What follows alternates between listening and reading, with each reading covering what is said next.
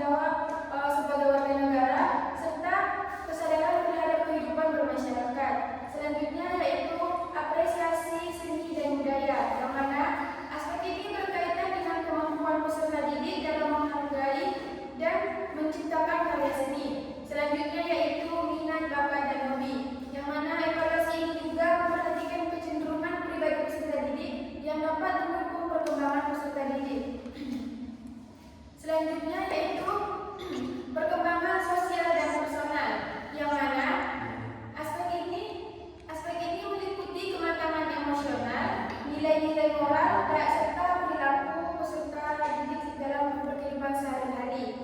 Nah, jadi dengan demikian objek evaluasi pembelajaran ini tidak hanya sebatas pada hasil belajar akademik, tetapi juga mencakup perkembangan kognitif, sosial, emosional, dan budaya peserta didik secara menyeluruh. Mungkin sekian dari saya, selanjutnya yang akan disampaikan oleh rekan saya. Baik, selanjutnya saya akan melanjutkan pembahasan kami, yaitu poin terakhir, yaitu jenis evaluasi pembelajaran. Di mana evaluasi pembelajaran ini ada beberapa macam, di antaranya ada evaluasi formatif, di mana evaluasi formatif ini dilakukan secara langsung yang bertujuan untuk membantu guru dan peserta didik agar dapat melakukan perbaikan secara langsung. Yang kedua ada evaluasi sumatif, yaitu yang dilaksanakan pada awal pembelajaran pada periode akhir pembelajaran seperti akhir semester atau tahun ajaran, di mana tujuannya yaitu untuk menilai peserta didik apakah sudah dapat melakukan pembelajaran secara keseluruhan. Yang ketiga ada evaluasi diagnostik, yaitu yang dilakukan pada awal pembelajaran yang bertujuan untuk membantu guru dalam merancang strategi pembelajaran yang sesuai dengan kebutuhan siswa. Yang keempat ada evaluasi autentik, yaitu yang menekankan kemampuan peserta didik dan dalam menerapkan ilmu pengetahuan dan keterampilan. Evaluasi autentik ini biasanya berbasis portofolio atau proyek dan lain-lainnya.